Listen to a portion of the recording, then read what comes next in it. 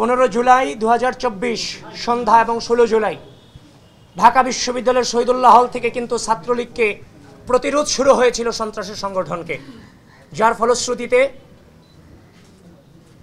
আমরা মনে করেছি শহীদুল্লাহ হলে আজকে জুমার নামাজটা আমরা পড়ব। আমার সাথে আমার সেন্ট্রাল যে প্যানেল আছে, ডাকসুর যে প্যানেল, সে প্যানেলের সম্পাদক বৃন্দ এখানে আছেন।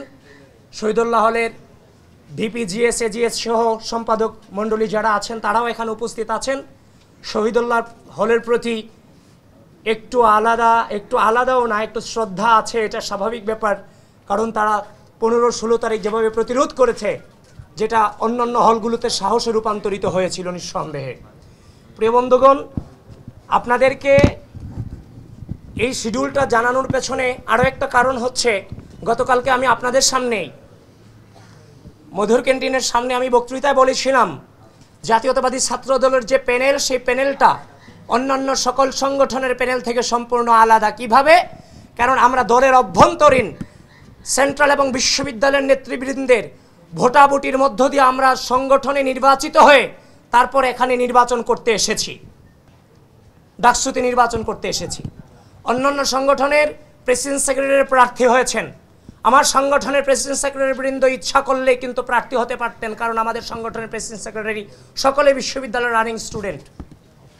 কিন্তু বিশ্ববিদ্যালয়ের শিক্ষার্থী এবং বিশ্ববিদ্যালয়ের পরিবেশের আকাঙ্ক্ষা এবং চাহিদা অনুযায়ী যাদেরকে দেওয়াটা বিশ্ববিদ্যালয়ের শিক্ষার্থীদের চাহিদা ছিল, তারা তাদেরকে সামনে এগিয়ে দিয়েছেন, এবং সেটা ভোটাভুটির মাধ্যমে, নির্বাচনের মাধ্যমে। আমি সেটা বলেছি। কিন্তু পরক্ষণেই দেখলাম ঢাকা বিশ্ববিদ্যালয়ের যে গ্রুপগুলো আছে, ঢাকা বিশ্ববিদ্যালয়ের শিক্ষার্থী সংসদ সহ অন্যান্য যে গ্রুপগুলো আছে, সেই গ্রুপগুলোতে প্রপাগান্ডা ছড়ানো হলো যে আমি বলেছি আমার ছাত্র দলের সভাপতি, সাধারণ সম্পাদক ইচ্ছা করলেই ভিপিজিএস হতে পারতেন, মানে ভোট লাগবে না। এই যে এই ধরনের যে উদ্দেশ্য প্রণোদিত প্রপাগান্ডা, এটা কিন্তু বিশ্ববিদ্যালয় পরিবেশের জন্য নিঃসন্দেহে নির্বাচনের জন্য হুমকি স্বরূপ। আমরা বাংলাদেশ জাতীয়তাবাদী ছাত্র দল সাংগঠনিকভাবে আমরা উদ্বিগ্নতা প্রকাশ করছি, আশঙ্কা প্রকাশ করছি যে বিশ্ববিদ্যালয়ের যে মিসইনফরমেশন, ডিসইনফরমেশন দিয়ে বিশ্ববিদ্যালয়ের গ্রুপগুলো যা করছে, ইচ্ছা করলেও তো সেই নোংরামি আমি করতে পারবো না। এবং এই যে নোংরামি যা হচ্ছে, এর এগেনস্টে যখন আমরা রিয়েল পোস্টগুলো দিচ্ছি, সেগুলোকে সাথে সাথে ডিলিট করে দেওয়া হচ্ছে, সেগুলো অ্যাকসেপ্টও করা হচ্ছে না।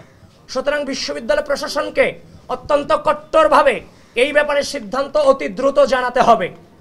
বিশ্ববিদ্যালয়ে নির্বাচনী পরিবেশ সৃষ্টি করে কেউ প্রপাগান্ডা করবে আর তার কোনো আইনি ব্যবস্থা নেবে না, সেখানে বিশ্ববিদ্যালয়ে নির্বাচনী পরিবেশ সৃষ্টির কোনো সুযোগ আমরা দেখতেছি না।